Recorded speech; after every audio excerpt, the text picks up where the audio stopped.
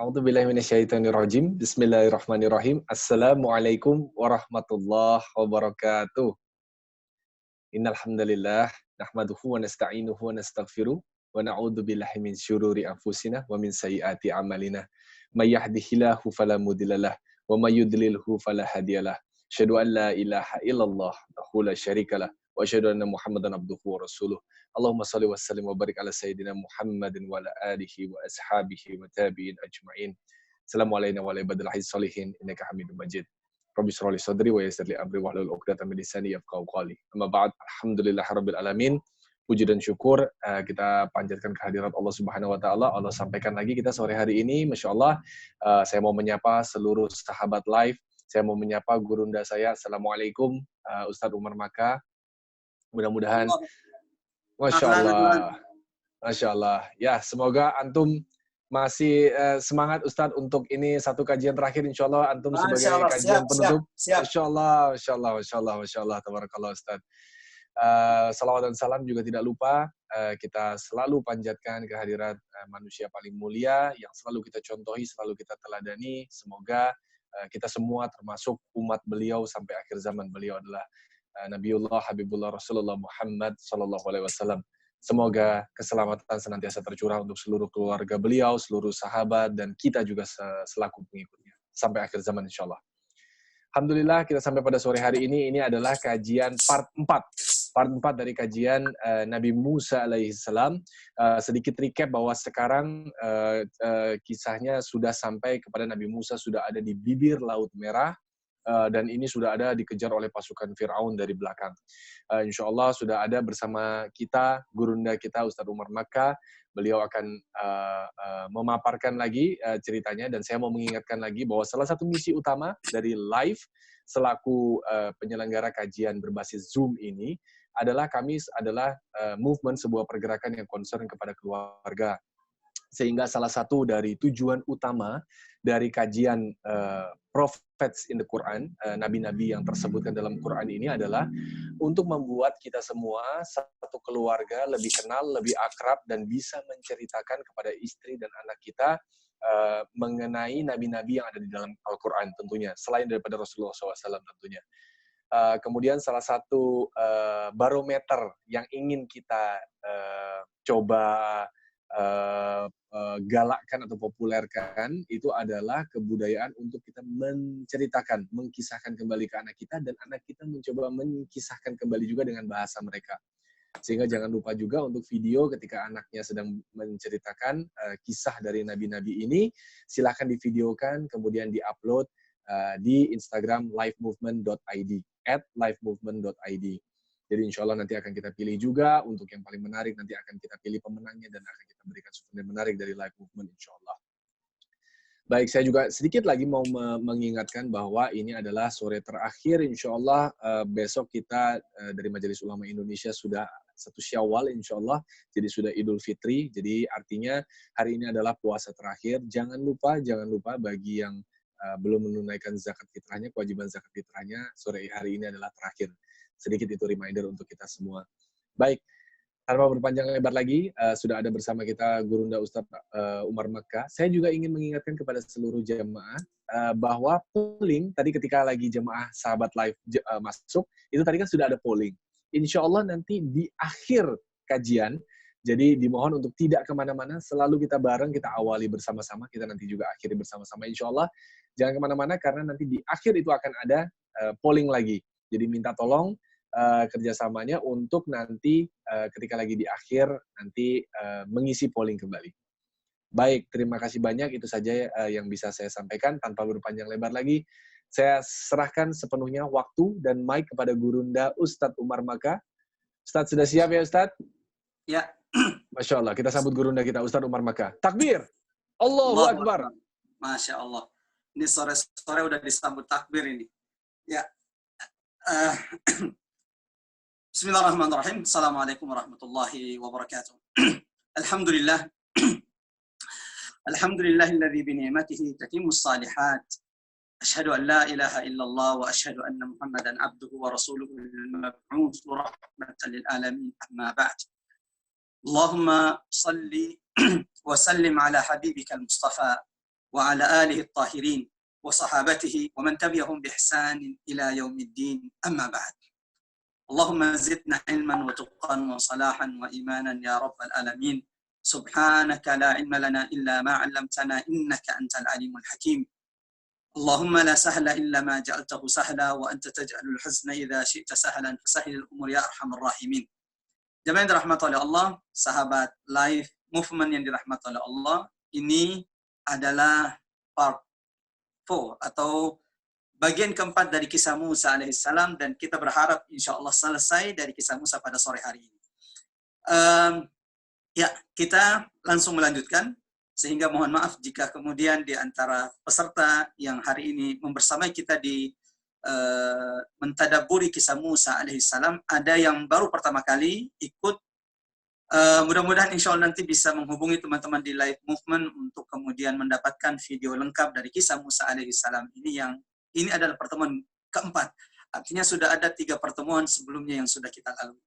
Seperti yang sudah disampaikan host tadi bahwa kisah kita sudah sampai pada Musa alaihissalam berada di bibir laut.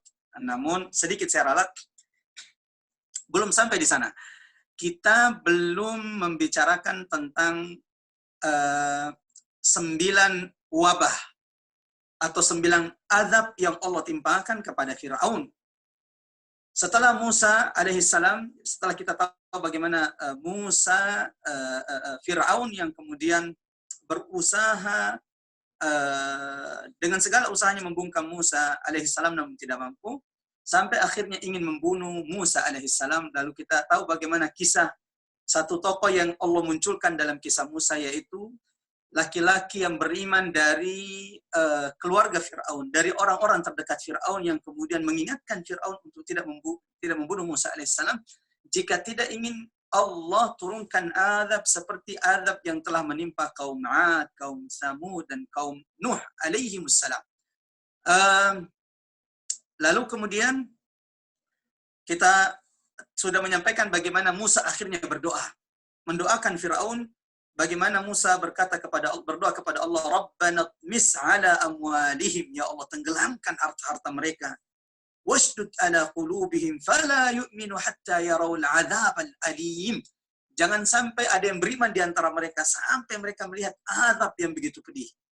Ini di antara doa, ini di antara sebab kenapa Fir'aun yang hampir-hampir saja, bukan hampir, yang sudah mau beriman kepada Allah, bahkan sudah mengakui kebenaran Allah di lisannya, namun pada akhirnya Allah tidak berikan kesempatan dia beriman karena diijabahnya doa Musa. Yang kata Musa, fala yu'minu, jangan sampai mereka beriman. Orang-orang Fir'aun dan pengikut-pengikutnya yang telah begitu zalim kepada orang-orang beriman, yang dengan segala makarnya menyiksa Bani Israel, orang-orang beriman dari Bani Israel, membunuh anak laki-laki dari Bani Israel.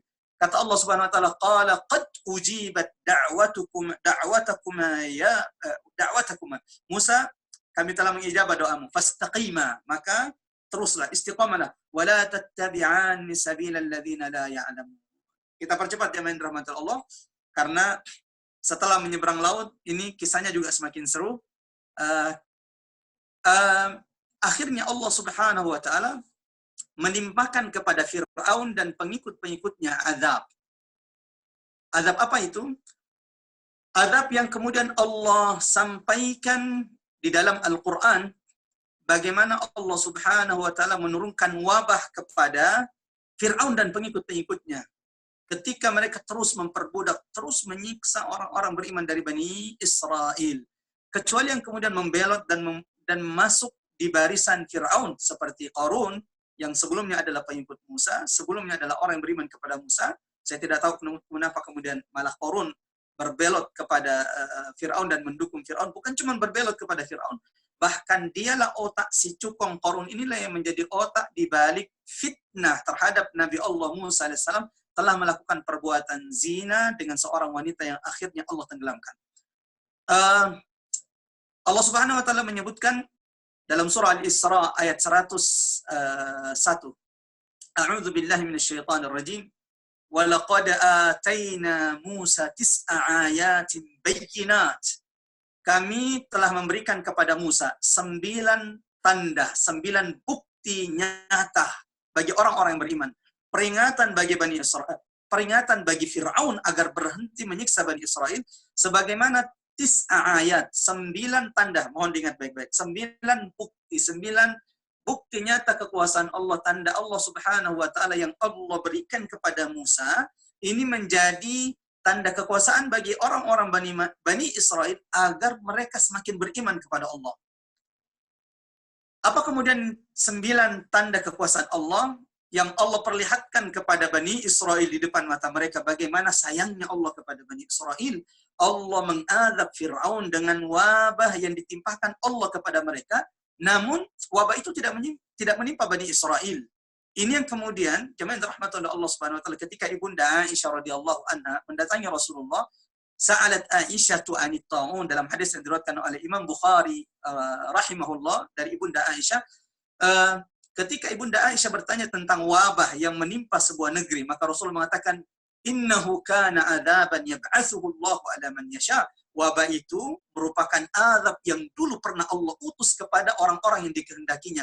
Sebagaimana wabah yang saat ini juga menimpa kita, wabah pandemik COVID-19 ini, kata Rasulullah, rahmah lil mu'minin. Sebaliknya menjadi rahmat bagi orang-orang beriman. Ya Rabb, semoga apa yang menimpa umat hari ini, apa yang menimpa negeri kita hari ini, menjadi rahmat di sisi Allah, di sisi kita dari Allah Subhanahu wa taala.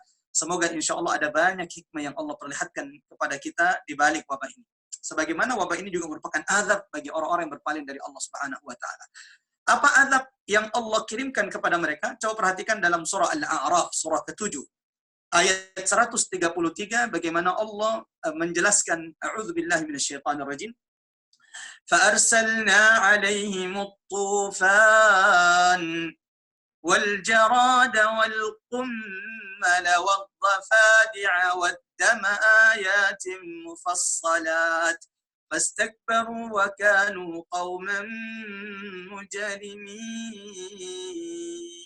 Ketika Fir'aun dan pengikut-pengikutnya semakin menjadi menyiksa Bani Israel yang beriman dan usahanya tidak mempan untuk kemudian membungkam dakwah Musa alaihissalam, maka Allah kemudian menurunkan azab, menurunkan wabah kepada Fir'aun dan pengikutnya. Yang kata Allah, setiap mereka menyiksa Bani Israel, maka Allah turunkan satu wabah kepada mereka. Yang dimulai dengan apa? At-tufan. Fa'arsalna alaihim at-tufan. Kata Allah, kami kirimkan kepada mereka angin taufan yang menghancurkan rumah-rumah Fir'aun, yang menghabiskan tanaman-tanaman Fir'aun dan pengikutnya. Tapi angin taufan ini tidak menimpa orang-orang Bani Israel. Akhirnya kemudian ketika mereka tertimpa taufan, lalu mereka mendatangi Musa, ya Musa, ud'u lana rabbaka bima ahida indak, la in kashafta 'anna ar-rijza lanu'minanna laka wa lanursilanna ma'aka Bani Israel. Musa, ini ternyata dari dulu orang-orang yang kemudian keras hatinya, orang-orang yang angkuh seperti Fir'aun, ketika datang azab, ketika datang gempa bumi, segera taubat kepada Allah.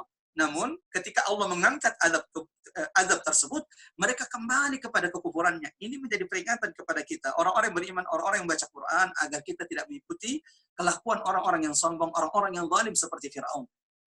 Maka Musa pun kemudian berdoa agar mengangkat. Lalu ketika kemudian diangkat azab yang menimpa Fir'aun, kembali setelah itu mereka menyiksa Bani Israel. Maka ketika mereka menyiksa Bani Israel, Allah kirimkan azab kedua. Allah kirimkan wabah kedua. Apa itu? Wal-jarad, belalang. Yang hanya menyerang tanaman-tanaman, menyerang rumah-rumah orang-orang Mesir, Fir'aun dan pengikut-pengikutnya. Ketika kemudian mereka tidak berdaya dengan wabah tersebut, datang lagi mereka ke Musa. Ya Musa, ud'u lana rabbaka bima ahida indak, la in kashafta 'anna ar-rijza lanu'minanna lak. Kembali Musa berdoa, lalu diangkat kemudian wabah itu. Setelah wabah itu diangkat, kembali mereka menyiksa Bani Israel. Maka kembali Allah timpakan wabah kepada mereka. Wabah ketiga. Yang ini menjadi azab bagi Fir'aun dan pengikutnya. Tetapi sebaliknya ini tanda kekuasaan, kasih sayang Allah kepada Bani Israel. Agar Bani Israel bertambah imannya kepada Allah dan tidak ngeyel setelah itu. Tapi yang namanya Bani Israel tetap Bani Israel. Kita akan dengar bagaimana kemudian ngeyelnya Bani Israel, khususnya setelah mereka diselamatkan Allah dari Fir'aun dan pengikut-pengikutnya setelah menyeberangi lautan. Allah kirimkan wabah ketiga kepada Fir'aun dan pengikut-pengikutnya, yaitu al-qummal, kutu. Di mana kutu-kutu ini kemudian menyerang Fir'aun dan pengikut-pengikutnya orang-orang Mesir, tetapi kutu ini tidak menimpa orang-orang Bani Israel. Kembali datang lagi ke Musa. Musa, angkatlah, berdoa. Kalau engkau mengangkat, kalau Tuhan mau mengangkat wabah ini, yaitu wabah kutu di mana-mana, kami akan beriman kepadamu dan membiarkan Bani Israel keluar bersamamu. Musa kembali berdoa, diangkat wabah ketiga, kembali setelah itu Fir'aun kemudian menyiksa lagi Bani Israel. Maka Allah sebagai bentuk kasih sayangnya kepada Bani Israel, walaqad karramna Bani Israel. Allah telah memuliakan, memberikan banyak anugerahnya kepada Bani Israel. Berkali-kali Allah menyelamatkan Bani Israel dari siksaan Fir'aun. Kembali kemudian, jamaah dirahmati oleh Allah Subhanahu wa taala, setelah Fir'aun kembali menyiksa Bani Israel, Allah turunkan wabah keempat. Mohon diingat, mulai dari angin topan, belalang, kutu. Setiap Fir'aun kemudian meminta Musa berdoa agar diangkat, dan setelah diangkat kembali menyiksa Bani Israel, maka Allah turunkan wabah keempat. Azab keempat kepada Fir'aun dan pengikut-pengikutnya. Apa itu? Ad-dafadi', kodok. Jadi Allah jadikan pasukan tentara kodok itu untuk menyiksa Fir'aun dan pengikut-pengikutnya, di mana rumah-rumah mereka dipenuhi dengan kodok. Tempat-tempat orang-orang Mesir, Fir'aun dan pasukan-pasukannya dipenuhi dengan makhluk Allah, tentara Allah yang bernama kodok. Lihat, ini kekuasaan Allah. Allah bisa saja menjadikan apapun dari makhluknya untuk menjadi tentaranya, untuk memberikan peringatan kepada orang-orang yang zalim. Maka kemudian Fir'aun kembali memohon kepada Musa agar berdoa, diangkat kembali lagi mereka menyiksa. Maka Allah turunkan kembali azab Allah kepada Bani Israel, tanda kekuasaan Allah. Yang kata Allah, walaqad atayna Musa 9 ayat. Kami telah berikan kepada Musa 9 tanda kekuasaan kami kepada Bani Israel dan peringatan kepada orang-orang Mesir. Yang kelima, ketika kembali Bani Israel, Mesir menyiksa orang-orang Bani Israel dan orang-orang beriman pengikut Musa, Allah turunkan wabah kelima. Apa itu? Ad-dam wad-dama ayati mufassalat. Allah mengazab mereka dengan darah. Bagaimana cara Allah mengazab mereka dengan darah? Tiba-tiba semua sumur-sumur orang-orang Mesir, Fir'aun dan pengikut-pengikutnya, airnya tiba-tiba berubah menjadi darah. Tempat-tempat air minum mereka di rumah-rumah mereka yang tadinya diisi dengan air yang jernih, tiba-tiba semua berubah menjadi darah. Lalu, yang unik adalah air orang-orang Bani Israel di sumur-sumur Bani Israel, di rumah-rumah Bani Israel tidak berubah, tetap menjadi air yang jernih.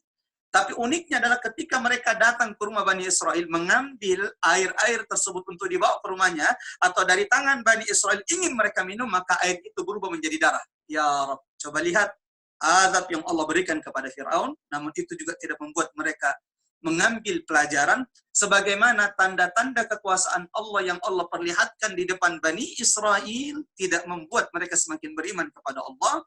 Mereka juga melalaikan tanda-tanda kekuasaan Allah Subhanahu wa taala ini. 1, angin topan, belalang, kutu, kodok, darah. Baru 5. Katanya 9, Ustaz. Kemudian di surah Al-A'raf ayat 130, Allah menyebutkan 2 lagi tanda kebesaran Allah Subhanahu wa taala.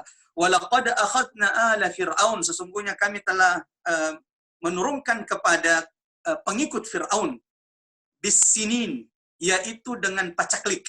Jadi kemarau panjang yang menimpa Mesir setelah mereka menyiksa Bani Israel sebagai peringatan Allah kepada orang-orang, kepada Fir'aun dan pengikutnya.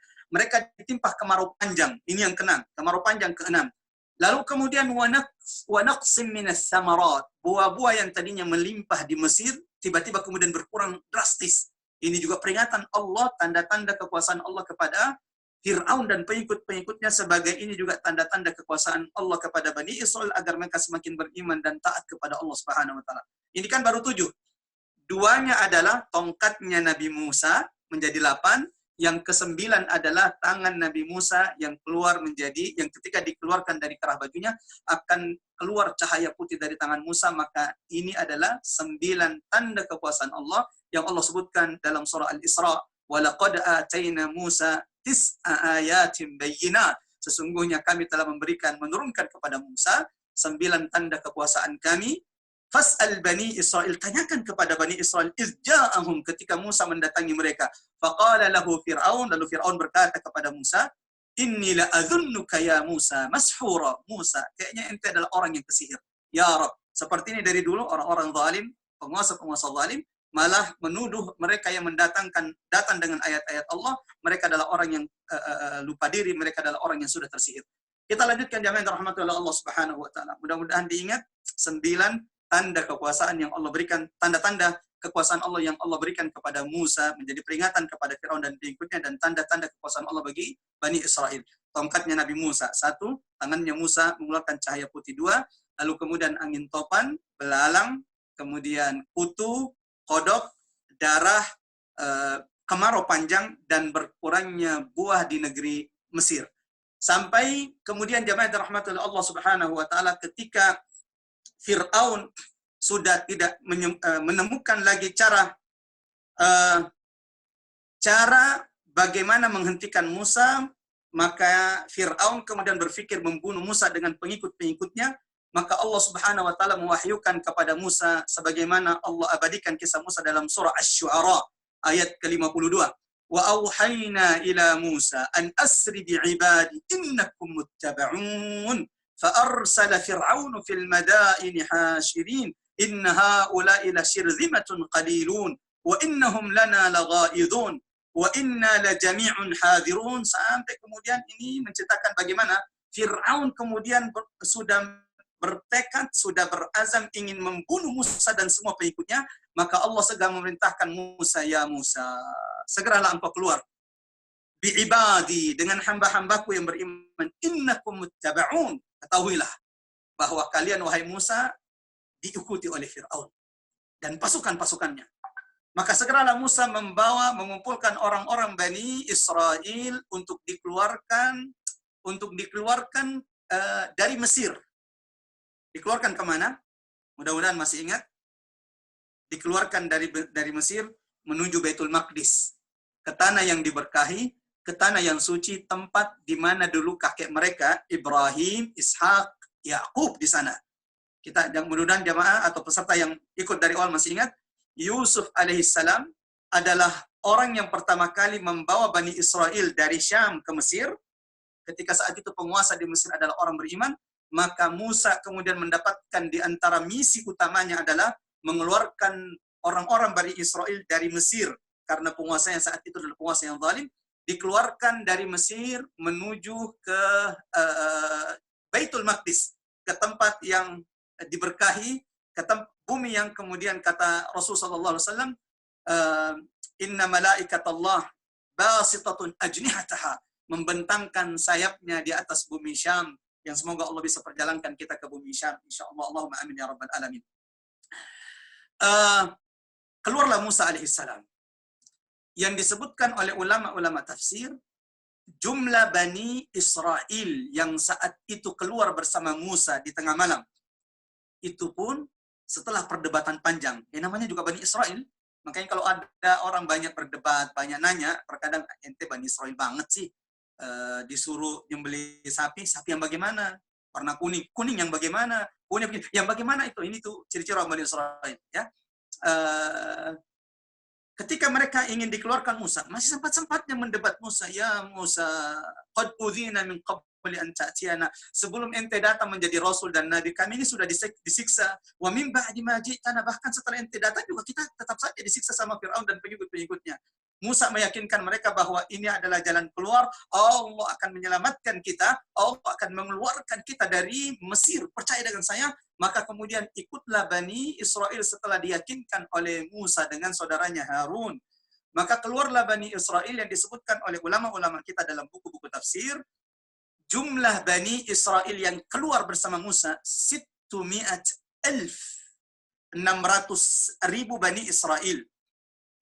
600,000 Bani Israel ditambah dengan 20,000. Jadi 620,000.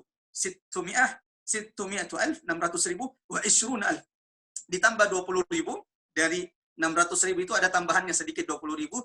Itu di luar dari anak-anak kecil yang tidak dihitung karena mereka tidak dianggap sebagai sebuah pasukan yang siap-siap kalau kemudian harus berhadapan dengan Firaun. Sebagaimana juga 620,000 ini tidak dihitung orang-orang yang sudah tua, yang sudah uzur. Jadi 620,000 ini kata ulama, ini Bani Israel yang keluar bersama Musa tidak terhitung, tidak dianggap anak-anak kecil sebagaimana juga orang-orang yang sudah uzur, sudah tua. Ini Bani Israel yang ikut. Diingat jumlahnya 620.000. Sementara Fir'aun yang Allah katakan ketika Fir'aun akhirnya mendapatkan laporan bahwa Musa telah membawa keluar Bani Israel dari Mesir, fa'arsala Fir'aunu fil madaini hasyirin. Segera Fir'aun mengutus tentara-tentaranya mengumpulkan pasukan sebanyak-banyaknya. Sampai kemudian terkumpul pasukan yang mengejar Bani Israel bersama Musa, berapa? 1.600.000. Padahal Musa cuma 620.000. Pasukan yang mengejar Musa, Fir'aun yang mengumpulkan pasukannya, fa'arsala Fir'aunu fil madaini hasyirin, sekitar kira-kira 1.600.000. Allahu Akbar. Wajar jika akhirnya orang-orang yang bersama Musa itu ketakutan dan akhirnya mengkritik Musa. Karena Musa telah mengatakan kepada mereka bahwa kalian akan diselamatkan oleh Allah. Ikut saya. Kita lanjutkan bagaimana ayat-ayat yang Allah menggambarkan kondisi mereka. Falamma tara al-jam'an. Ingat, Musa itu membawa keluar Bani Israel di malam hari. Dari kota Mesir menuju pinggir laut. Ada yang mengatakan Aqabah. Tidak penting bagi kita yang mana tempatnya, tetapi ada ibrah yang Allah ingin sampaikan kepada kita. Bagaimana optimisme orang-orang beriman kepada Allah, semakin kuat tauhid seseorang, maka engkau akan melihat optimisme nasrullah. Engkau akan mendapatkan optimisme tentang pertolongan Allah. Sebaliknya, orang-orang yang imannya lemah, maka semakin pesimis dengan pertolongan Allah. Apalagi sudah melihat musuh yang jauh lebih banyak, mereka lupa bahwa Tuhannya lebih kuat, Tuhannya lebih besar, Tuhannya memiliki 1.001 macam cara, bahkan lebih untuk menyelamatkan mereka. Ini di antara ibrah yang ingin Allah berikan, yang Allah ingin kita untuk mengambil dari kisah Bani Israel. Kata Allah, falamma tara al-jam'an, ketika sampai menjelang pagi hari fajar, dan Nabi Musa alaihissalam sudah sampai di pinggir laut. Lalu tiba-tiba orang-orang Bani Israel melihat kemudian debu-debu yang mulai mengepul dari jauh, dan mereka tahu bahwa itu adalah pasukan Fir'aun yang jumlahnya jauh berlipat dibanding Bani Israel yang cuma 620.000, sementara Fir'aun telah mengumpulkan pasukannya, pasukan berkuda, pasukan bala tentaranya, wa fir'auna dzil autad. Ini pula yang membuat seorang penguasa zalim itu semakin sombong ketika mendapati bahwa di belakangnya ada pasukan, di belakangnya ada tentara-tentara yang kemudian senantiasa mendukungnya melakukan kezalimannya. Ketika Bani Israel, orang-orang yang bersama Musa melihat tentara Fir'aun sudah datang dan sudah mulai dekat, karena kan sudah pagi hari. Sudah pagi hari dan mereka sudah melihat debu mengepul tinggi dan melihat jumlah pasukan Fir'aun yang begitu banyak. Allah abadikan perkataan orang-orang yang bersama Musa saat itu. Qala ashabu Musa inna lamudrakun.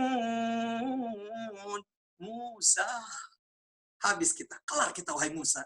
Inna lamudrakun. Habis kita semua wahai Musa. Inikah tempat yang dijanjikan Tuhanmu kepadamu wahai Musa? Tempat jalan keluar kita adalah laut wahai Musa. Bagaimana kita akan selamat sementara Fir'aun di belakang kita? Coba lihat. Fir'aun di belakangnya, di depannya adalah lautan. Orang-orang yang beriman akan meragukan bagaimana Allah memberikan jalan keluar kepada mereka.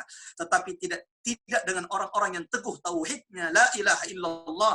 Mereka akan senantiasa thiqah, optimis bahwa pertolongan Allah itu akan datang karena ini adalah perintah Allah Subhanahu wa taala. Ini yang harus ditanamkan kepada dalam diri kita. Ya min rahmatul Allah. Lakukan apa yang diperintahkan Allah. Walau engkau lihat bahwa orang-orang yang melakukan kebaikan itu sedikit, karena Allah memiliki banyak cara menurunkan pertolongannya kepada orang hamba-hambanya yang beriman kepada hamba-hambanya melaksanakan perintah Allah Subhanahu wa ta'ala. Mereka mengatakan, Musa, inna lamudrakun. Bahkan tidak sedikit di antara mereka yang mengkritik Musa, Musa, Inikah jalan keluar yang dijanjikan Tuhanmu kepadamu? Coba lihat, orang-orang yang lemah imannya sudah mulai mengkritik nabinya sendiri. Bahkan mereka dengan pesimisnya mengatakan, sudah kelar kita semuanya, habis kita ini. Inna lamudrakun, kita akan ditangkap, dibunuh semua oleh Fir'aun. Berapa banyak pasukan Fir'aun. Tapi lihat bagaimana Allah mengabadikan kata-kata penuh optimisme seorang Nabi Allah Musa alaihissalam. Yang dadanya telah dilapangkan Allah dengan cahaya Allah. Yang dadanya dipenuhi dengan keyakinan tauhid kepada Allah. Ketika Musa mengatakan kepada orang-orang yang bersamanya, orang-orang Bani Israel yang mulai pesimis, kata Musa, qala kalla, sekali-kali tidak. Inna ma'iya rabbi sayahdin. Sekali-kali tidak, kata Musa. Inna ma'iya rabbi sayahdin. Sungguh, lihat ketegasan Musa. Keyakinan Musa. Ketika Musa mengatakan inna, dan ini penegasan. Bagi yang pernah belajar bahasa Arab, inna merupakan huruf penegasan, taukid. Inna, Musa menegaskan kepada orang-orang Bani Israel, inna ma'iya rabbi sayahdin. Sekali-kali tidak. Bagi saya, kemenangan, pertolongan Allah itu datang. Inna ma'iya rabbi. Kenapa pertolongan itu datang? Kata Musa, inna ma'iya rabbi. Karena aku bersama Tuhanku. Sayahdin. Dan Tuhanku pasti akan menunjukkan jalan keluar kepadaku. Allahu Akbar. Kalau antum ada Quran, coba buka. Asy-Syu'ara surah ke-26 ayat 61-67. Tidak lama setelah Musa mengembalikan segala urusannya kepada Allah. Dan sebelum saya lanjutkan ke Musa, coba perhatikan kata-kata Musa di sini. Ketika Nabi Musa mengatakan inna ma'iya, sesungguhnya bersamaku Tuhanku. Tidak mengatakan inna ma'ana Rabbuna atau ya inna ma'ana Rabbuna. Musa tidak mengatakan kepada Bani Israel bahwa Tuhan bersama kita. Kenapa? Karena di antara Bani Israel ada yang meragukan pertolongan Allah. Maka Musa mengatakan inna ma'iya rabbi sayahdin. Bersamaku Tuhanku yang pasti akan memberikan petunjuk kepadaku. Karena kenapa Musa tidak mengatakan, kata ulama, inna ma'ana Rabbuna? Karena di antara Bani Israel ada yang meragukan pertolongan Allah yang akan diturunkan kepada Nabi Musa alaihissalam, kepada mereka. Ini yang berbeda ketika Nabi Muhammad dikejar dalam peristiwa dalam peristiwa hijrahnya Nabi Muhammad bersama sahabat Abu Bakar As-Siddiq. Lalu akhirnya Nabi Muhammad bersembunyi dalam Gua Thur. Lalu datang orang-orang Quraisy yang mencari Nabi Muhammad sampai di depan Gua Thur. Yang kata Abu Bakar As-Siddiq, "Lau ra'au ila aqdamihim." Seandainya mereka tunduk melihat kaki mereka, la ra'auna. Sungguh mereka akan menemukan, melihat saya dengan melihat Rasulullah sallallahu alaihi wasallam. Di sini Abu Bakar kemudian takut. Takut bukan takut kepada dirinya, tetapi takut kalau kemudian sesuatu terjadi kepada utusan Allah Rasulullah sallallahu alaihi wasallam. Allahumma shalli ala Muhammad wa ala ali Muhammad. Ketika Rasulullah melihat sahabatnya Abu Bakar takut, khawatir, maka Rasulullah mengatakan kepada Abu Bakar, "Ya Abu Bakar, ma dhannuka bitsnain?" Apa yang engkau fikirkan jika ada dua orang? Allahu thalithuhuma. Yang ketiganya adalah Allah Subhanahu wa taala. La tahzan. La tahzan. Wahai sahabatku, jangan takut. Padahal, jangan takut. Apa kata Nabi Muhammad setelah itu? Innallaha ma'ana. Innallaha ma'ana. Bandingkan kata Nabi Muhammad dengan kata Musa alaihissalam. Innallaha ma'ana. Padahal Nabi Musa cuma bersama dengan sahabatnya Abu Bakar, namun Rasulullah mengatakan innallaha ma'ana. Maka ini busyra. Ini berita gembira kepada umat Muhammad sallallahu alaihi wasallam. Innallaha ma'ana. Kata Rasulullah yang Allah abadikan dalam Al-Qur'an, innallaha ma'ana, bahwa sesungguhnya Allah bersama umat Muhammad sallallahu alaihi wasallam. Berbeda ketika Musa mengatakan kepada Bani Israel, inna ma'iya rabbi, bersamaku Tuhanku, kata Musa alaihissalam, saya adin. Tidak lama setelah Musa dengan penuh optimis tentang pertolongan Tuhan, pertolongan Allah yang pasti turun, maka firman Allah setelahnya, ketika Musa mengatakan inna ma'iya rabbi sayahdin, fa'auhayna ila Musa. Kata ulama, kata-kata fa di ayat berikutnya, ketika Musa mengatakan bersamaku Tuhanku, Ayat selanjutnya di ayat 63 surah Asy-Syu'ara, Allah memulai ayatnya dengan fa.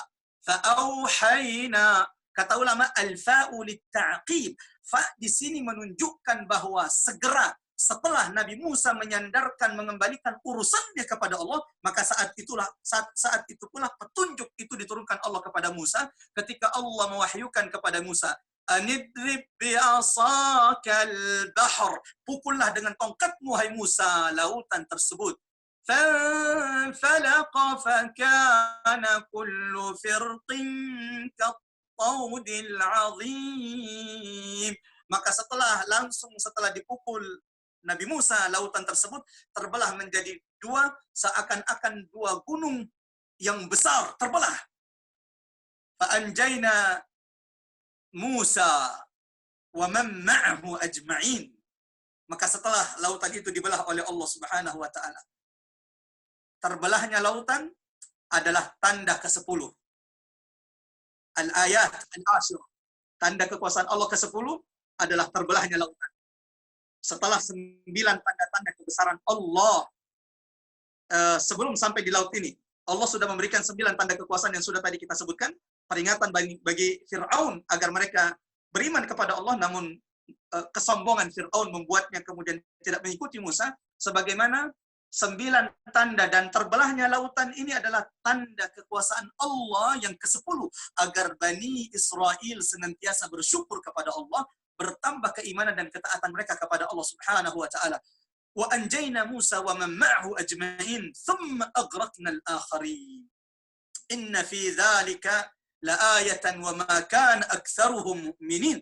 Sesungguhnya pada yang demikian itu, ketika lautan itu dibelah oleh Allah, ketika memerintahkan nabinya Musa memukulnya dengan tongkatnya, adalah tanda-tanda kebesaran kami, kata Allah. Wa ma kana aktsaruhum mu'minin. Tetapi banyak di antara mereka yang tidak beriman dan tidak mengimaninya. Ada beberapa kisah-kisah Israiliyat yang tidak bisa kita percayai 100% sebagaimana kita tidak bisa kita tolak. Ini menjadi pembanding bagi kita. Ketika lautan sudah terbelah, orang-orang Bani Israel yang sudah hampir tadi ditangkap oleh, sudah hampir ditangkap oleh Fir'aun dan pasukan-pasukannya yang jumlahnya 1.600.000, akhirnya masuk ke lautan. Fir'aun ketika melihat Bani Israel masuk ke lautan mulai khawatir. Rasanya udah mulai nggak enak. Feelingnya udah nggak enak ini. Ini bahaya nih kayaknya kalau kita turun nih. Karena Fir'aun itu melihat bahwa lautan ini terbelah setelah dipukul oleh Musa. Maka dia menunggu Nabi Musa sampai di seberang, ya sampai di seberang. Kalau Musa memukul tongkatnya berarti dia akan menutup lautan. Tapi kalau Musa tidak memukul tongkatnya berarti lautan tetap terbuka. Padahal bukan tongkat Nabi Musa. Ini cuma wasilah yang Allah berikan kepada Musa. Tetapi Allah yang memerintahkan air itu untuk kemudian terbelah menjadi dua. Ya Rabb, Bani Israel berjalan sementara melihat tanda kekuasaan Allah ini. Adakah di antara kita yang pernah melihat seperti ini sebagaimana Bani Israel di depan mata mereka melihat kekuasaan Allah ini? Tapi lihat bagaimana pula sikap Bani Israel yang ngeyel setelah itu. Fir'aun awalnya sudah khawatir, tidak mau turun, menunggu Musa sampai di seberang, apakah Musa memukul tongkatnya kembali atau tidak. Dikiranya itu passwordnya, ternyata bukan. Maka Musa tidak memukul, maka Fir'aun kemudian masuk. Bahkan ada beberapa riwayat mengatakan Fir'aun tidak ingin masuk, tetapi Jibril datang naik kuda dalam bentuk Haman. Jibril datang naik kuda dalam bentuk Haman yang menyuruh Fir'aun agar segera kemudian mengejar Musa. Yang akhirnya didengar oleh Fir'aun. Yang akhirnya arahan Hamanlah yang kemudian menghancurkan, membinasakan Fir'aun. Sebagaimana dialah otak dibalik kesesatan Fir'aun. Namun akhirnya juga dia menjadi sebab kemudian Fir'aun dibinasakan oleh Allah Subhanahu wa taala. Walau juga ada riwayat mengatakan bahwa datang malaikat kemudian menendang kudanya Fir'aun, lalu kemudian kuda Fir'aun ini segera masuk ke lautan, lalu diikuti pasukan Fir'aun. Ketika mereka sudah sampai di tengah-tengah lautan maka Allah perintahkan kembali lautan untuk menutup dirinya. Wajawazna, dalam surah Yunus Allah kisahkan bagaimana kemudian Fir'aun ketika mengikuti Musa, maka ditenggelamkan oleh Allah Subhanahu wa taala hatta idza adrakahu al-gharq, sampai ketika Fir'aun hampir tenggelam. Sudah hampir tenggelam. Dan itu di pagi hari. Dan itu Bani Israel melihat bagaimana Allah tenggelamkan itu Fir'aun dan pengikut-pengikutnya. Sebagai bentuk tanda kekuasaan Allah Subhanahu wa taala kepada Bani Israel, dan ini azab kepada Fir'aun, dan ini adalah tanda ke-10. Dicatat baik-baik. Ini adalah tanda ke-10 yang Allah perlihatkan kepada mereka. Bagaimana Allah abadikan Fir'aun, si penguasa zalim ini. Ketika akhirnya dia sudah hampir tenggelam, sebentar lagi akan dibinasakan Allah. Tiba-tiba Fir'aun mengatakan, Fir'aun berkata, amantu annahu la ilaha illa. Aku beriman, tidak ada Tuhan yang berhak disembah atau tidak Tuhan kecuali la ilaha illa. Nah, di sini kata ulama, Fir'aun tidak bisa menyebut kata Allah. Dia hanya bisa mengatakan la ilaha illa. Tidak bisa menyebut nama Allah. Karena orang-orang yang zalim, orang-orang yang hidupnya dipenuhi maksiat, dipenuhi dengan kezaliman di atas muka bumi ini, bagaimana Allah membiarkan mereka menyebut nama Allah ketika mereka wafat. Sehingga Rasulullah mengatakan, barang siapa yang akhir ucapannya sebelum diwafatkan Allah adalah kalimat la ilaha illallah, dakhalal jannah. Dan semoga Allah menjadikan kita bagian dari mereka yang dimatikan Allah sementara akhir ucapan kita adalah la ilaha illallah. Mari aminkan. Apalagi ini adalah di penghujung hari Ramadan. Semoga Allah kabulkan. Allah matikan kita sementara akhir ucapan yang keluar dari lisan kita adalah kalimat la ilaha illallah. Dan belajarlah dari orang zalim ini, yang Allah tidak memberikan kesempatan mengucapkan kata Allah, walau dia sudah mengaku annahu amantu, aku beriman, ketika dia sudah tenggelam, aku beriman tiada Tuhan kecuali illa, namun tidak bisa mengatakan Allah, maka dia mengatakan illalladzi amanat bihi banu Israel, kecuali Tuhan yang diimani oleh orang-orang Bani Israel. Dalam sebuah riwayat disebutkan, Jibril ketika melihat Fir'aun mulai menyebut-nyebut tiada Tuhan selain tidak bisa menyebut nama Allah kecuali mengatakan kecuali Tuhan yang disembah oleh Bani Israel, Fir'aun segera turun ke bumi, Jibril kemudian turun ke bumi, lalu mengambil lumpur dari dasar laut, lalu memasukkan lumpur tersebut di mulutnya Fir'aun.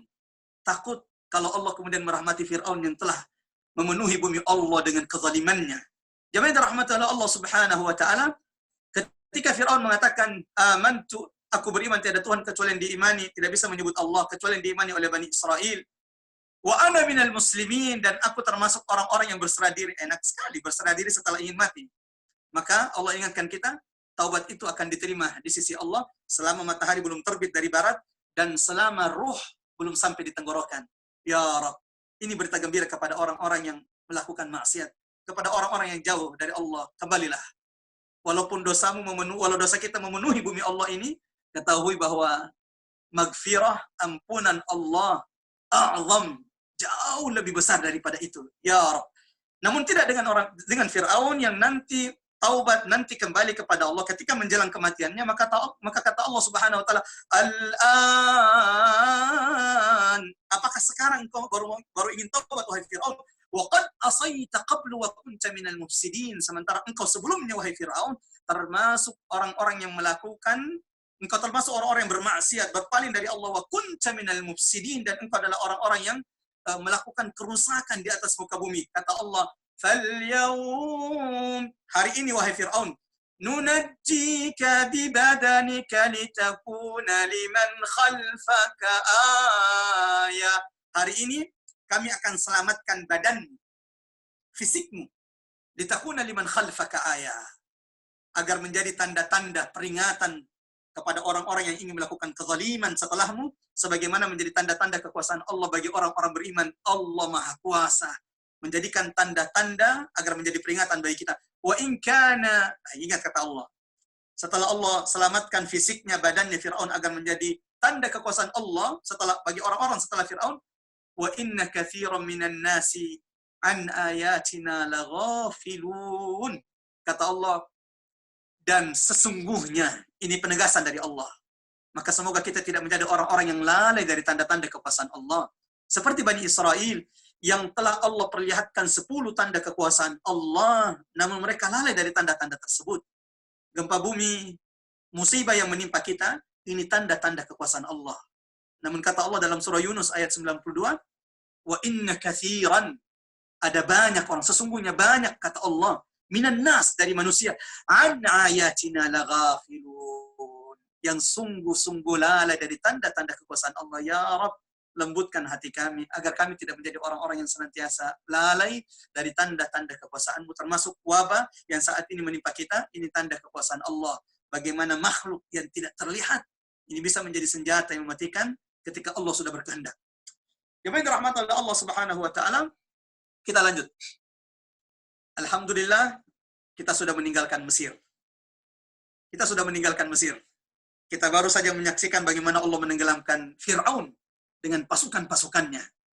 Agar ini menjadi tanda-tanda kekuasaan Allah. Walau banyak di antara kita yang lalai dari tanda-tanda kekuasaan Allah Subhanahu wa taala. Fir'aun yang ketika hendak meninggal, hendak wafat, baru kemudian sadar.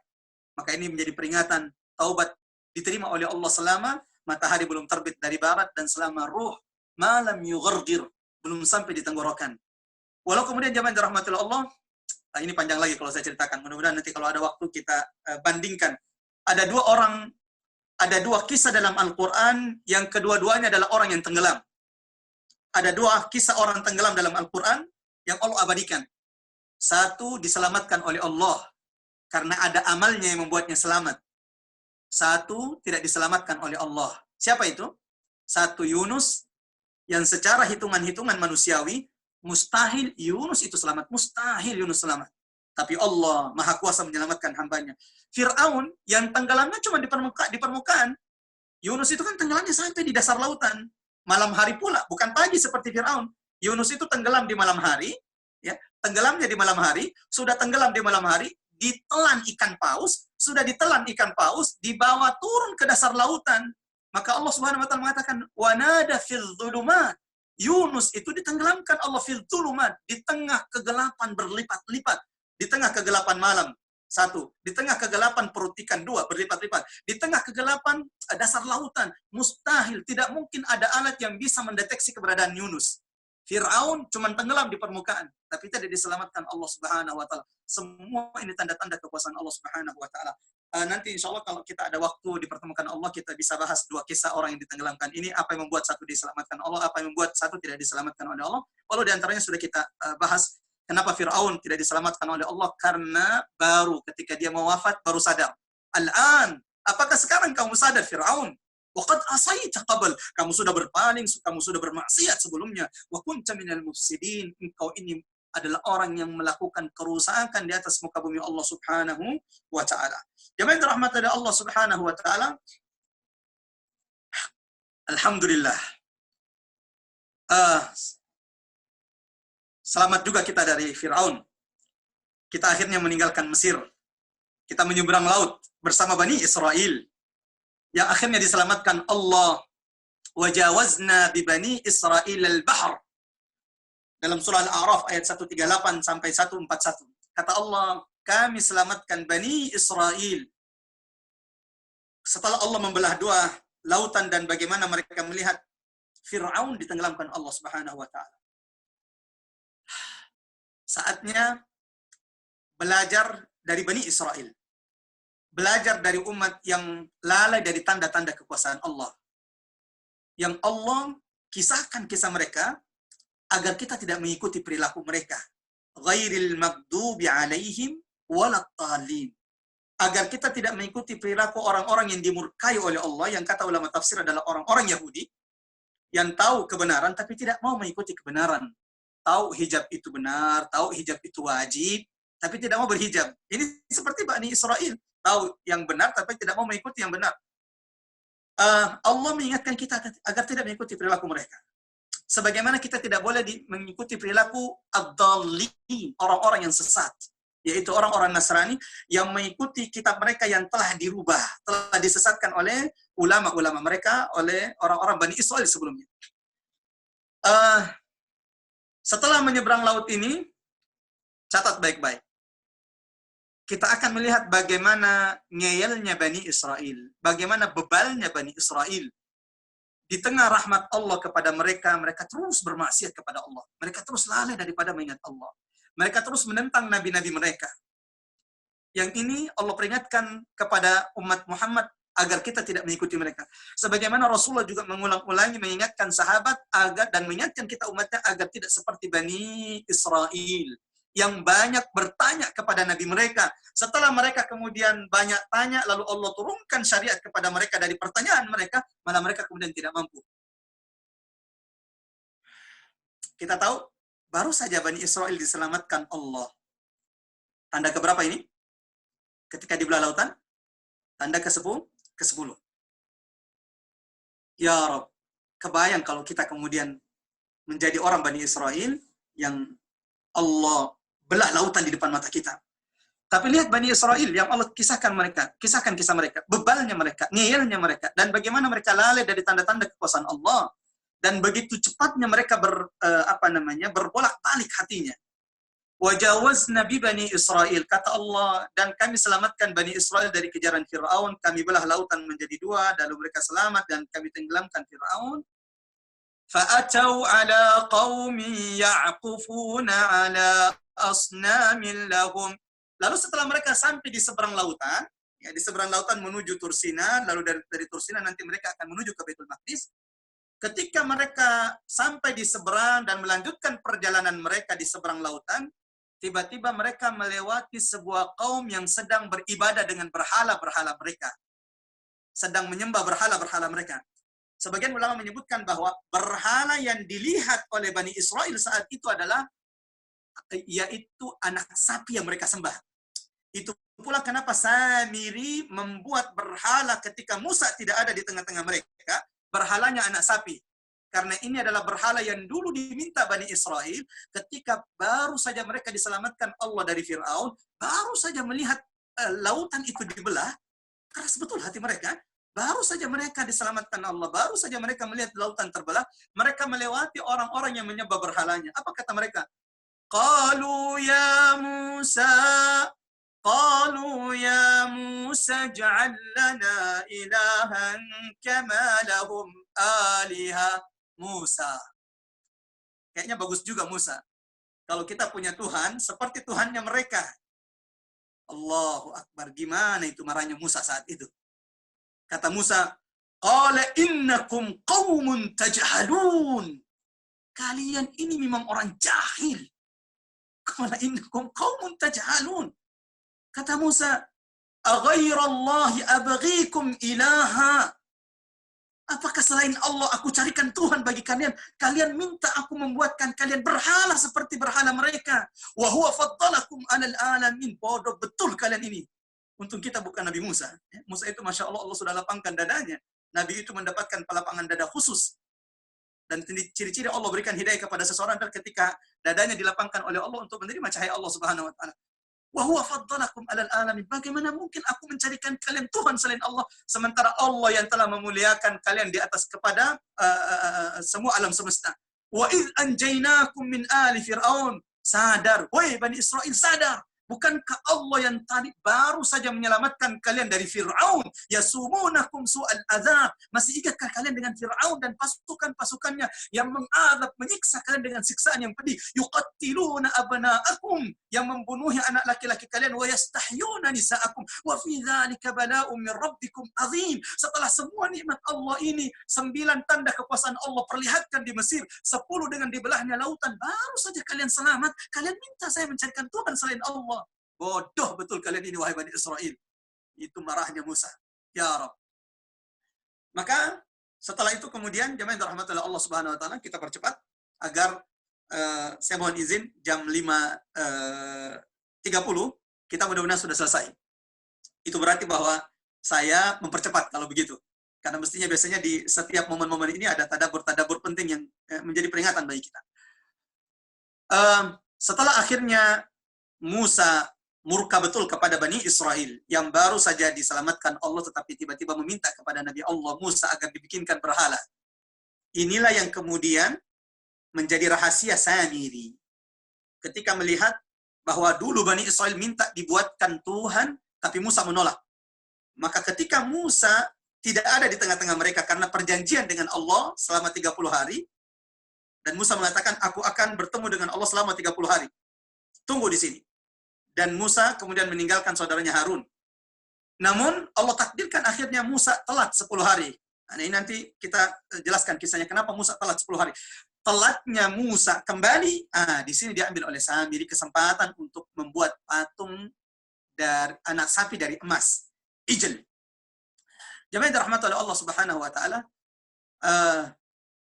walau kemudian siapa itu Samiri, nggak penting juga siapa itu Samiri, karena memang ulama juga bukan penting Samiri, tapi apa yang dilakukan Samiri itu menjadi ibrah. Ada banyak kasus kisah dalam Quran tidak disebutkan namanya karena bukan namanya yang penting, ibrahnya. Dan kita di kisah Musa kan kita sudah menyebutkan bagaimana berapa banyak orang yang kemudian Allah tidak sebutkan namanya karena bukan namanya yang penting, tapi amal apa yang mereka lakukan itu yang penting. Itu yang Allah ingin agar kita mengambil ibrah. Sebagaimana ulama kemudian berbeda pendapat tentang Samiri, hampir semuanya mengatakan dia bukanlah Dajjal. Maka ngotot mengatakan Samiri adalah Dajjal atau seakan-akan bahwa final pendapat adalah Dajjal, ini juga terlalu berlebihan. Siapa kita dengan Imam Tabari, siapa kita dengan Ibnu Katsir yang kemudian menyebutkan bahwa ini ya perbedaan bahwa, dan kebanyakan ulama tafsir mengatakan bahwa dia bukanlah Dajjal, lalu ada yang mengatakan bahwa ini Dajjal. Ini bukan perkara kita karena kita masih membahas tentang bagaimana Bani Israel. Setelah itu jemaah rahmat Allah Subhanahu wa taala, Musa kemudian melakukan perjumpaan dengan Allah di Bukit Tur, di tempat di mana Musa sepulang dari Madian diangkat menjadi nabi. Ingat di sesi kedua kalau tidak salah, bagaimana Musa yang begitu menikmati mendengarkan suara Allah sampai Musa memperpanjang bicaranya. Bagaimana tidak? Yang didengarnya adalah suara Allah, kalimullah. Adakah suara yang lebih indah dari suara Allah Subhanahu wa taala? Ya Rabb. Maka Musa kemudian melakukan perjumpaan dengan Tuhannya yang Allah abadikan kisah ini dalam surah Al-A'raf ayat 142 dan 143. Wa wa'adna Musa 30 lailah. Musa kemudian melakukan perjumpaan dengan Tuhannya. Di ayat yang lain Musa mengatakan, wa ajiltu ilaika rabbi litarda. Ya Allah, aku mendahului kaumku menghadapmu agar engkau meridhai kami. Selama 30 hari. Dan selama 30 hari itu maka kemudian Musa mengamanahkan Bani Israel kepada saudaranya Harun. Harun jaga Bani Israel.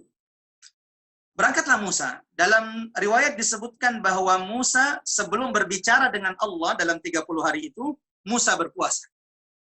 Dan ini keutamaan puasa, Masya Allah. Di mana saat ini kita berada di hari terakhir Ramadan. Ya Rabb, Ramadan akan meninggalkan kita. Udhran ya Ramadan, maafkan kami wahai Ramadan jika kami belum maksimal di dalammu. Ya Rabb, ampunkan semua kekurangan-kekurangan kami. Musa berpuasa. Nah, di hari ke-30 di mana Musa akan berbicara dengan Allah, Musa membatalkan puasanya. Ya Rabb, pas-pas betul ya kisah kita ketika di hari ke-30 kita menceritakan tentang Musa, di hari ke-30 membatalkan puasanya. Karena Musa akan berbicara dengan Allah, maka Musa memakan dedaunan kering. Memakan dedaunan agar kemudian mulutnya tidak bau. Maka kemudian Allah berkata kepada Musa, ya Musa, kenapa engkau membatalkan puasamu? Ya Rabb, aku tidak ingin berbicara denganmu dengan mulutku yang bau. Kata Allah, ya Musa, la khalufu famis saim. Tahukah engkau bahwa bau puasanya bau mulutnya orang yang berpuasa, wahai Musa, atyabu minal misk, lebih harum daripada misk. Ya Musa, ganti 1 hari ini menjadi 10 hari. Ganti 1 hari puasamu yang kau batalkan ini menjadi 10. Maka kata Allah, wa atmamnaha bi ashrin. Musa yang tadinya hanya 30 hari ingin meninggalkan kaumnya, ternyata akhirnya telat pulang karena kemudian disempurnakan oleh Allah menjadi 40 hari. وقال موسى لأخيه هارون اخلفني في قومي وأصلح ولا تتبع سبيل المفسدين. Musa sudah mengingatkan Nabi Harun alaihissalam, ukhlufni fi qaumi, wahai Harun saudaraku, kakakku, jaga kaum kita. Waslih, lakukan perbaikan. Wala tattabi' sabilal mufsidin. Musa berarti sudah tahu di tengah-tengah kaumnya itu ada orang-orang yang fasik, ada orang-orang yang suka melakukan kerusakan. Wala tattabi' sabilal mufsidin. Walamma ja'a Musa limiqatina wa kallamahu rabbuhu. Maka ketika Musa datang di waktu yang telah disepakati dengan Tuhannya, lalu ia berbicara dengan Allah, wa kallamahu rabbuhu, dan Tuhannya berbicara dengan Musa.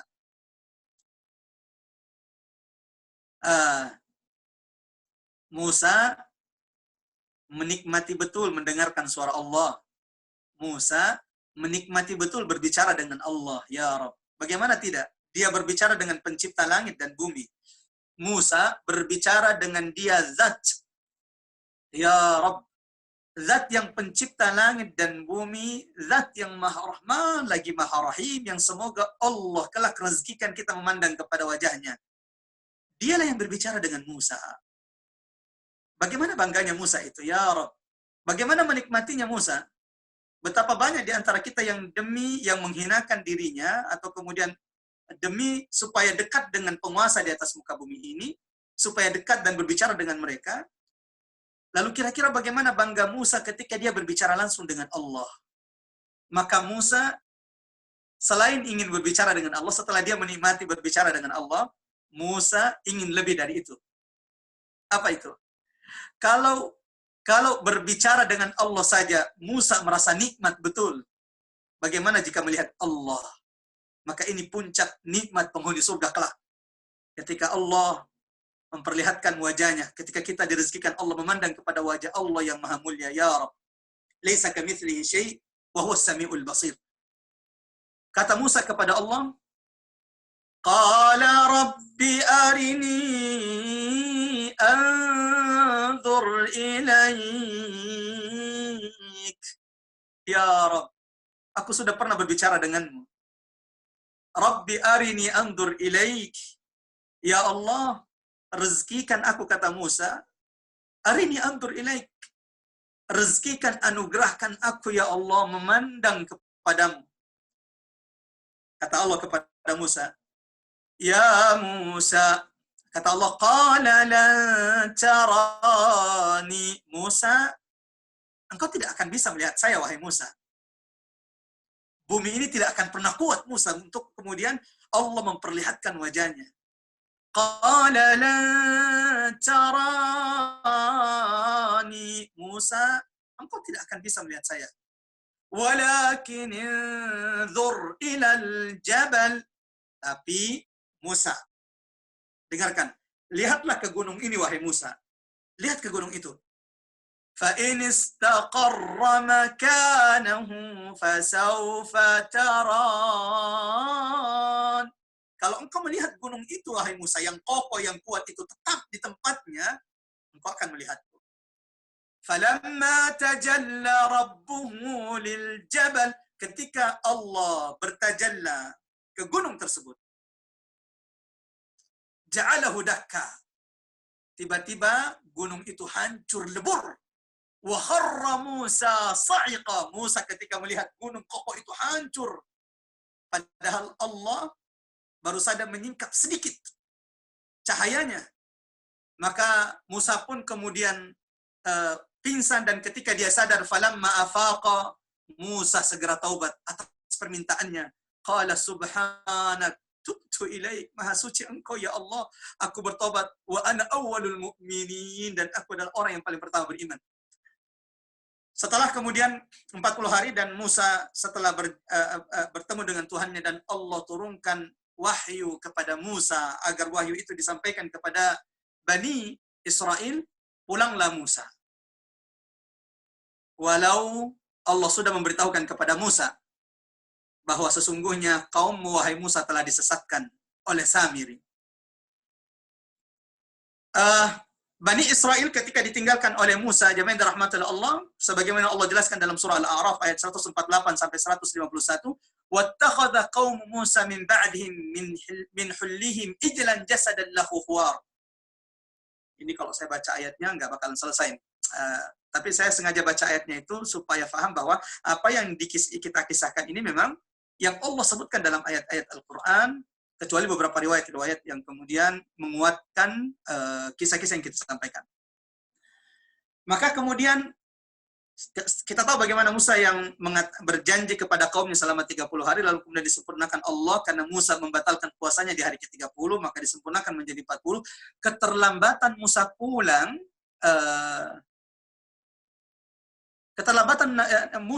dijadikan kesempatan oleh orang-orang yang rusak di tengah Bani Israel untuk menyesatkan Bani Israel. Ini pelajaran jamaah yang dirahmati Allah. Berdoa kita semoga ulama-ulama kita dijaga oleh Allah di tengah negeri kita ini. Mari berdoa di penghujung Ramadan menjelang iftar ini agar Allah melindungi ulama-ulama kita, kiai-kiai kita, asatidz kita. Karena tidak adanya ulama di sebuah negeri menjadi kesempatan bagi orang-orang yang merusak untuk menyesatkan umat. Sebagaimana ketidakberadaan Musa di tengah Bani Israel dijadikan kesempatan emas oleh Samiri dan orang-orang yang rusak untuk menyesatkan Bani Israel. Mereka membuat patung anak sapi dari emas. Maka ketika Musa pulang dan mendapati Bani Israel sedang menyembah anak sapi, walamma raja'a Musa ila qaumi ghadbana asifah, betul-betul murka.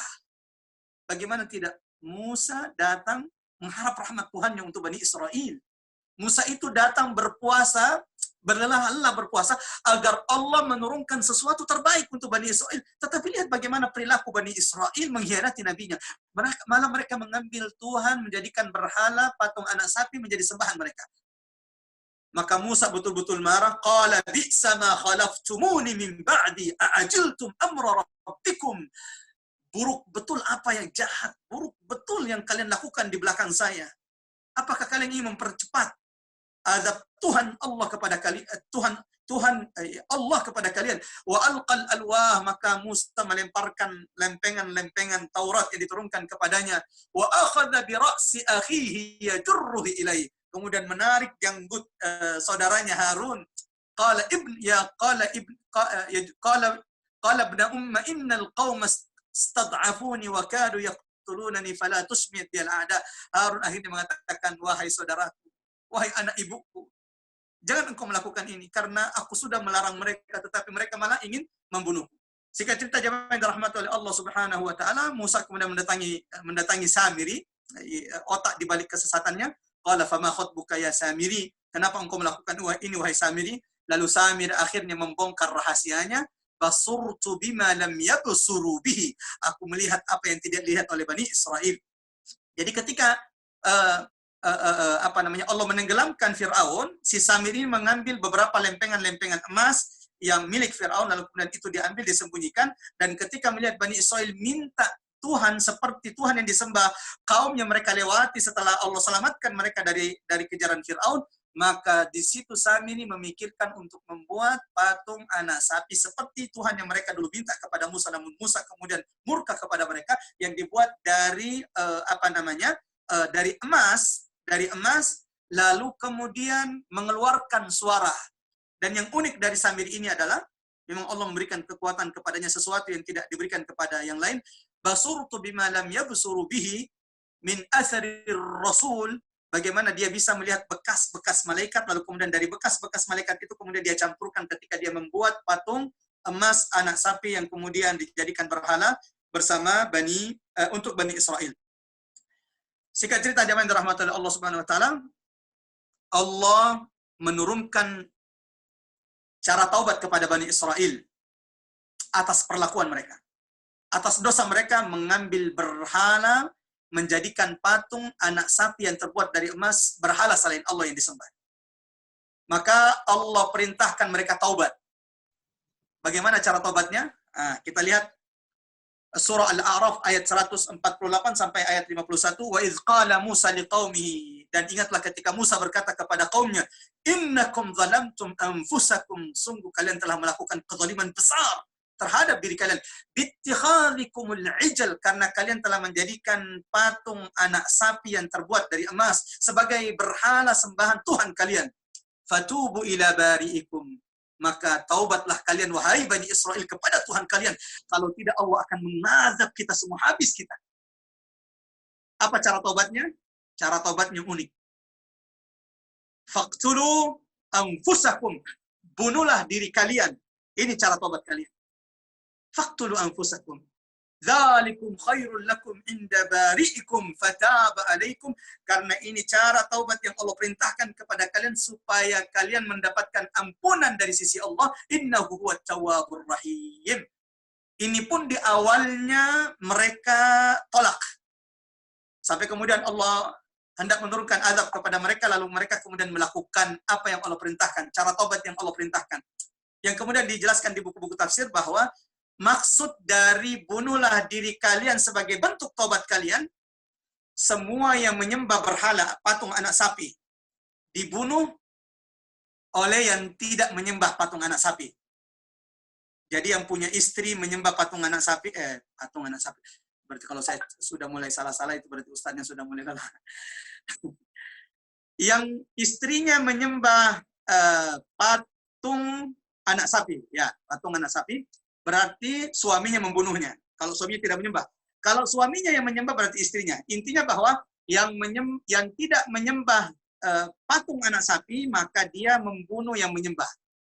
Maka mereka pun akhirnya membunuh yang tidak menyembah berhala patung anak sapi, kemudian jadi digelapkan, Allah gelapkan tiba-tiba awan, kemudian menjadi gelap. Kemudian yang tidak menyembah patung anak sapi kemudian membunuh Bani Israel yang menyembah patung anak sapi. Ini cara tobat yang Allah berikan kepada mereka atas perilaku mereka membuat berhala dari patung anak sapi ketika Nabi Musa mendatangi Tuhannya untuk memohonkan rahmat bagi Bani Israel, namun ternyata Bani Israel malah mengkhianati Musa. Lanjut zaman rahmat oleh Allah Subhanahu wa taala. Setelah itu Musa kemudian memerintahkan mereka untuk mengikuti perintah Allah dalam Taurat. Namun ternyata namanya juga Bani Israel. Allah abadikan dalam Al-Quran bagaimana ketika mereka diperintahkan untuk mengikuti Taurat yang Allah turunkan kepada Musa, qalu sami'na wa asayna. Musa, kami dengar, wa asayna, tapi kami tidak akan taat. Sami'na wa asayna wa ushribu fi qulubihimul ijla bi kufrihim. Kata Allah, efek sisa-sisa kekufuran mereka, sisa-sisa kesyirikan mereka terhadap kecintaan mereka kepada berhala Tuhan anak sapi itu masih kuat sekali di hati mereka. Sehingga inilah yang kemudian membuat mereka ketika mendengarkan perintah Nabi Allah Musa untuk mengikuti perintah Allah dalam Taurat, mereka mengatakan sami'na wa asayna. Maka ketika mereka mengatakan sami'na wa asayna, Allah perlihatkan kepada mereka tanda kekuasaan Allah yang ke-11. Allah perlihatkan tanda kekuasaan kepada Bani Israel yang ke-11. Karena tadi kan yang ke-10 terbelah lautan, yang ke-11. Apa itu? Yang Allah sebutkan dalam surah Al-A'raf ayat 171, wa idh nataknal jabala fawqahum ka'annahu dhullah wa dhannu annahu waqi'un bihim khudhu ma atainakum biquwwah wadhkuru ma fihi la'allakum tattaqun. Dan ingatlah ketika kami mengangkat bukit ke atas mereka, ketika mereka mengatakan sami'na wa asayna, tidak mau tunduk, tidak mau taat kepada Nabi Allah Musa, Allah mengangkat bukit ke atas kepala mereka. Wa idh nataknal jabala fawqahum. Dan ini adalah tanda ke-11 kekuasaan Allah kepada Bani Israel, agar mereka senantiasa taat, bertambah imannya kepada Allah. Tapi yang namanya Bani Israel, ya Bani Israel. Ini belum seberapa, ini baru 11. Akan ada nanti sampai 16 tanda-tanda kekuasaan Allah. Namun ini sudah mau tinggal 5 menit lagi nih, ya Rabbi. Baru tanda ke-11. Allah angkat bukit di atas kepala mereka. Khudhu ma atainakum biquwwah, kata Allah, pegang dengan teguh apa yang telah kami berikan kepada kalian. Kalau tidak kami akan timpakan. Barulah mereka mengatakan sami'na wa ata'na. Sami'na wa ata'na. Ini adalah tanda ke-11 yang Allah perlihatkan kepada Bani Israel agar mereka senantiasa kembali kepada Allah dan bertambah keimanan mereka kepada Allah Subhanahu wa taala. Setelah itu jemaah dirahmati oleh Allah Subhanahu wa taala, Allah kembali mengkisahkan fase dari Bani Israel bersama Musa alaihissalam ketika Musa akhirnya memilih 70 orang tersoleh, 70 orang terbaik dari Bani Israel yang tidak menyembah berhala, yang tidak menyembah patung anak sapi. Karena yang sudah menyembah patung anak sapi tadi sudah kita sebutkan, mereka harus taubat dan cara taubatnya mereka dibunuh oleh yang tidak menyembah patung anak sapi. Wallahu a'lam bishawab. Maka Nabi Musa alaihissalam sebagaimana Allah abadikan dalam Quran surah Al-A'raf ayat 155, "Wakhtara Musa qaumahu 70 rajulan limiqatina Musa." Sebagai bentuk permohonan maaf taubat kepada Allah atas segala yang sudah dilakukan Bani Israel, membuat berhala, membuat patung, syirik, tandingan selain Allah. Lalu kemudian mereka ngeyel ketika disuruh mengikuti Taurat sampai Allah mengangkat mengangkat bukit di atas kepala mereka, dan ini adalah tanda kekuasaan Allah yang ke-11 kepada mereka. Lalu setelah itu baru mereka sami'na wa ata'na. Maka Musa setelah itu memilih 70 laki-laki dari Bani Israel. Ingat baik-baik, 70 laki-laki yang tersaleh, 70 laki-laki yang terbaik, 70 laki-laki yang tidak menyembah yang tidak menyembah patung anak sapi, agar berjumpa, agar dibawa ke Bukit Tur, bukan berjumpa dengan Allah, dibawa ke Bukit Tur agar di sana mereka beristighfar, memohonkan ampun kepada Allah atas perilaku-perilaku Bani Israel agar Allah mengampunkan mereka. Namun lagi-lagi 70 orang ini, coba perhatikan. Ini Bani Israel yang dipilih ini 70 orang yang paling soleh. 70 orang yang terbaik yang tidak menyembah patung anak sapi. Namun setelah mereka akhirnya berzikir, memohon di Tur, berzikir, memohon ampun kepada Allah atas kesalahan-kesalahan mereka, tiba-tiba 70 orang terbaik itu, tersoleh itu berkata kepada Musa, "Wa idz qultum ya Musa," dalam surah Al-Baqarah ayat 55 dan 56, "Wa idz qultum ya Musa," ingatlah ketika kalian berkata kepada Musa, "Lan nu'mina laka," kami tidak akan beriman, wahai Musa, kepadamu. Ya Allah, Bani Israel. Ini 70 orang yang paling soleh dari Bani Israel. Wakhtara Musa. Kata Allah, wakhtara. Musa itu memilih yang terbaik di antara mereka, 70 orang laki-laki, untuk memohon ampun kepada Allah. Namun ternyata 70 orang ini kemudian berkata kepada Musa, ketika mereka setelah memohon ampun, mereka berkata kepada Musa, "Ya Musa, lan nu'mina lak." Kami tidak akan beriman kepadamu, wahai Musa. Allah berikan dalam surah Al-Baqarah ayat 55. "Lan nu'mina lak," kami tidak akan beriman kepadamu, wahai Musa, hatta, sampai, narallaha jahra, kami melihat Allah terang-terangan. Apa kata Musa? Ingat, orang yang lebih hebat dari 70 orang Bani Israel ini, yaitu Musa. Bukankah di sebelumnya Musa juga ingin melihat Allah? Tapi kan akhirnya Musa tidak bisa, malah Musa akhirnya pingsan. Gunung itu kemudian hancur, padahal Allah belum apa-apa, baru sedikit menyingkap cahayanya. Musa berkata, 70 Bani Israel, ente itu nggak bakalan bisa melihat Allah. Saya saja tidak bisa melihat Allah, apalagi kalian. Umatku, saya saja Nabi kalian tidak bisa melihat Allah, apalagi kalian. Tapi kata-kata mereka kepada Musa, ya sudah, kalau begitu, lalu minalah. Kalau ente tidak mau, kalau ente tidak mau, wahai Musa, memperlihatkan kepada kami Tuhanmu, ya taruhannya adalah kami tidak beriman kepadamu. Ngeyel betul-betul Bani Israel. Maka kata Allah, فَأَخَذَتْهُمُ الصَّاعِقَةُ وَأَنْتُمْ تَنْظُرُونَ. Tiba-tiba mereka kemudian dimatikan oleh Allah. Dimatikan dengan suara yang menggelegar, sa'iqah. Mereka mati semuanya. 70 orang Bani Israel terbaik ini dimatikan oleh Allah. Mereka yang ngeyel, tidak mau beriman kepada Musa kecuali melihat Allah. Maka Allah matikan mereka. Di sini Musa berdoa kepada Allah, "Ya Rabb, atuhlikuna bima fa'ala as-sufaha'u minna. In hiya illa fitnatuka tudillu biha man tasha' wa tahdi man tasha'. Anta waliyuna faghfir lana warhamna wa anta khairul ghafirin." Ya Allah, kalau engkau matikan 70 orang Bani Israel ini adalah orang yang paling solehnya Bani Israel. Kalau engkau juga matikan mereka, ya Allah, bagaimana lagi dengan Bani Israel yang lain? Ini sudah yang paling solehnya, ya Rabb. Ighfir lana, ampunkan kami ya Allah. Warhamna, rahmati kami, kata Musa alaihissalam. Maka kata Allah, "Tsumma ba'atsnakum." Setelah mereka dimatikan, yang 70 orang ini mereka dihidupkan kembali oleh Allah. "Tsumma ba'atsnakum min ba'di mautikum." Kami hidupkan kalian kembali wahai 70 Bani Israel, wahai 70 orang yang paling baik dari Bani Israel. Namun ternyata mereka juga minta kepada Nabi Allah untuk melihat Allah, bahkan tidak mau beriman jika tidak melihat Allah Subhanahu wa taala terang-terangan. Maka Allah matikan mereka, lalu Allah bangkitkan, hidupkan mereka kembali setelah kematian mereka. La'allakum tashkurun. Pernah nggak di antara kita, di antara umat Nabi Muhammad, ada yang sudah dimatikan Allah, nggak usah 70 deh, 7 orang aja. Atau 5 orang saja dari umat Nabi Muhammad, sama-sama dimatikan, lalu dihidupkan Allah kembali. Agar menjadi peringatan bagi umat Muhammad. Kan tidak. Tapi lihat Bani Israel, 70 dia matikan oleh Allah, lalu mereka dihidupkan kembali.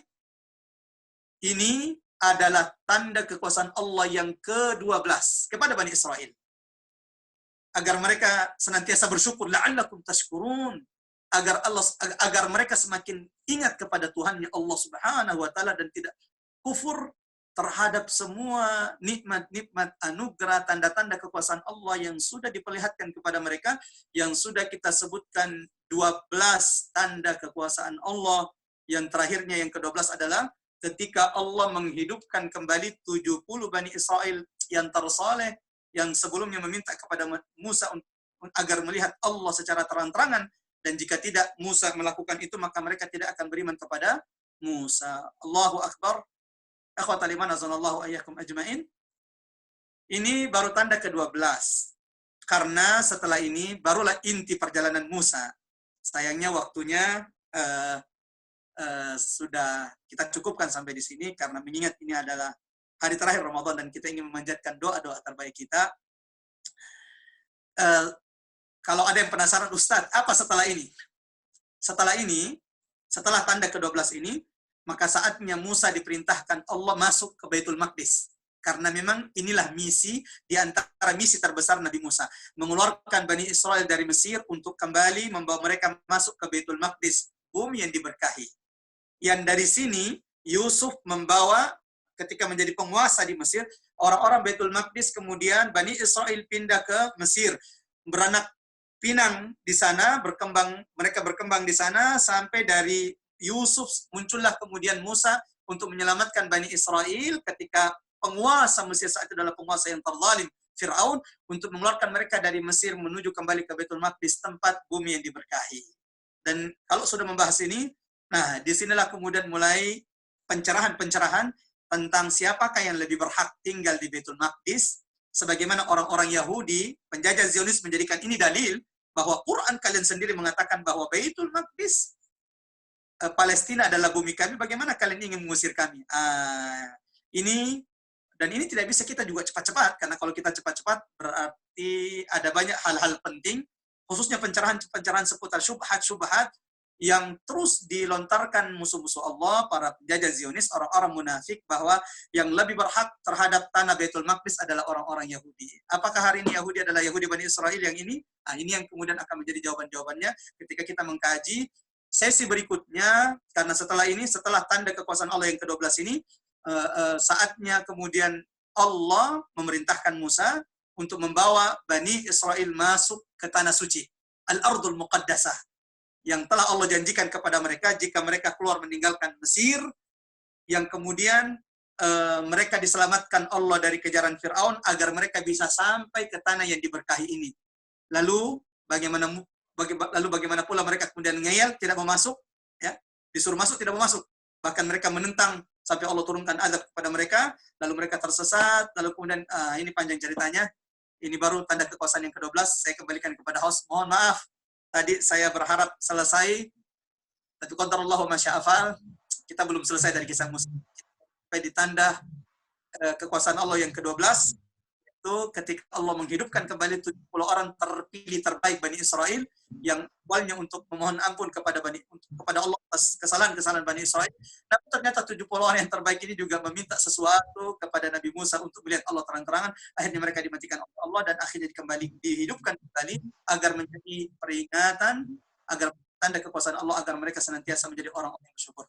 Subhana rabbika rabbil izzati amma yasifun, salamun alal mursalin, walhamdulillahi rabbil alamin. Yang dirahmati Allah. Semua kebenaran datangnya dari Allah dan kekurangan itu murni dari diri saya dan dari Allah.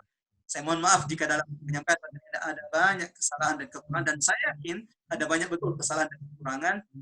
Mudah-mudahan insya Allah bermanfaat. Taqabbalallahu minna wa minkum salihal amal. Doakan saya di sujud-sujud antum di waktu-waktu mustajab.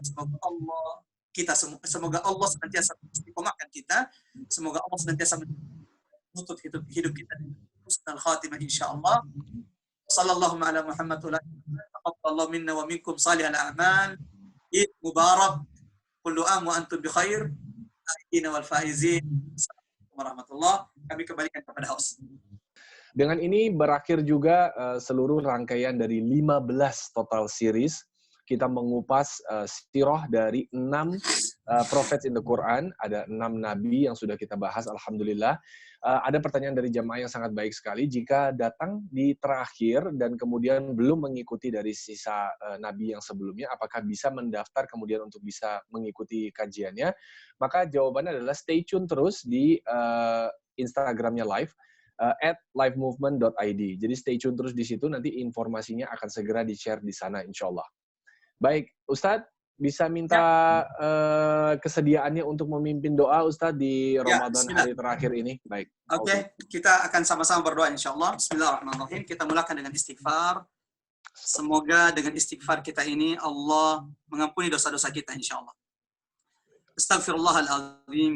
Astaghfirullahaladzim. Astaghfirullahaladzim.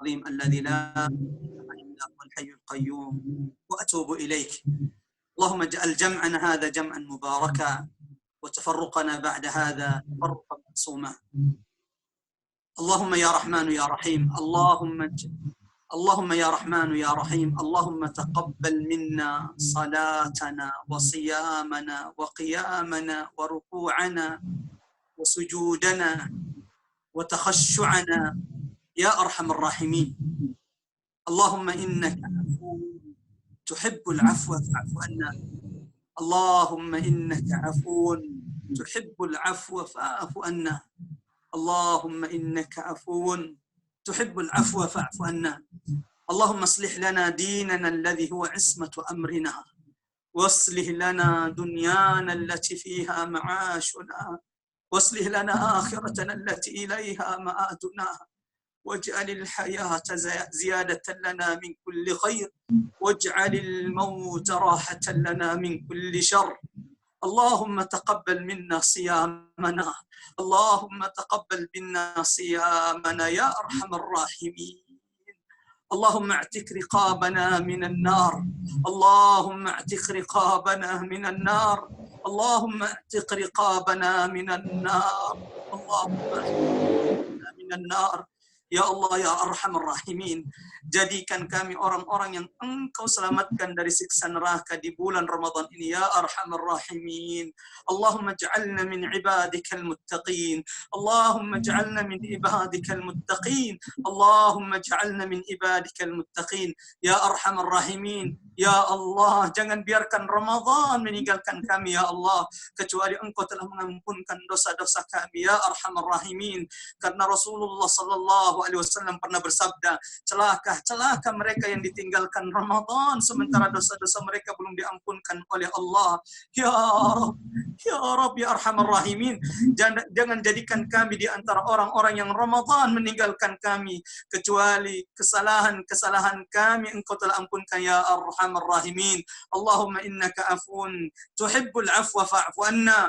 Allahumma ja'alna min ibadikal muttaqin. Allahumma ja'alna min ibadikal muttaqin. Ya Allah, jadikan kami hamba-hambamu yang bertakwa dengan puasa-puasa kami, ya Allah. Rabbana ighfir lana dhunubana wa kaffir 'anna sayyi'atina wa tawaffana ma'al abrar. ربنا لا تزغ قلوبنا بعد إذ هديتنا وهب لنا من لدنك رحمة إنك أنت الوهاب ربنا اغفر لنا ولوالدينا وارحمهما كما ربونا صغارا يا رب. Jadikan amal-amal kami di bulan Ramadan ini, ya Allah, juga menjadi catatan amal bagi kedua orang tua kami, ya Arhamar Rahimin. Rabbana atina fid dunya hasanah وفي الآخرة حسنة وقنا عذاب النار سبحان ربك رب العزة عما يصفون وسلام على المرسلين Walhamdulillahi rabbil alamin. Wassalamualaikum warahmatullahi wabarakatuh. Baik, alhamdulillahirabbil alamin, seluruh sahabat live dan gurundaku Ustadz Umar Maka, alhamdulillah kita sudah sampai di penghujung dari live series Prophets of the Quran. Alhamdulillahirabbil alamin, Allah sehatkan kita menjalani seluruh 15 series, dan di penghujung Ramadan yang sangat mulia ini saya Akhirul Kalam mewakili seluruh panitia, dan insya Allah nanti kita akan menampilkan bersama-sama semuanya di sini, seluruh video dari jamaah, insya Allah beserta gurunda juga. Jadi mohon gurunda Ustadz Umar Maka juga mohon kesediaan untuk bisa ditampilkan layar videonya. Saya mengucapkan selamat menyelesaikan puasa Ramadan yang insya Allah tinggal beberapa jam lagi ini dengan penuh berkah insya Allah. Selamat menyongsong Idul Fitri 1 Syawal 1441 Hijriah. Taqabbalallahu minna wa minkum. Semoga Allah menerima amal ibadah kita selama bulan Ramadan. Semoga Allah menerima taubatan kita, dan semoga Allah pertemukan kita dengan Ramadan tahun depan lagi insya Allah dengan sehat walafiat. Insya Allah. Kami dari keluarga Life Movement, seluruh sahabat tuli dan juru bahasa isyarat mengucapkan taqabbalallahu minna wa minkum. Selamat Idul Fitri 1 Syawal 1441 Hijriah. Semoga Allah sehatkan, mampukan kita untuk bertemu dengan Ramadan tahun depan dalam keadaan sehat walafiat dengan penuh keimanan kepada Allah Subhanahu wa taala. Subhanakallahumma wa bihamdika asyhadu an la ilaha illa anta astaghfiruka wa atubu ilaik. Akhirul kalam, barakallahu fikum. Wassalamualaikum warahmatullahi wabarakatuh.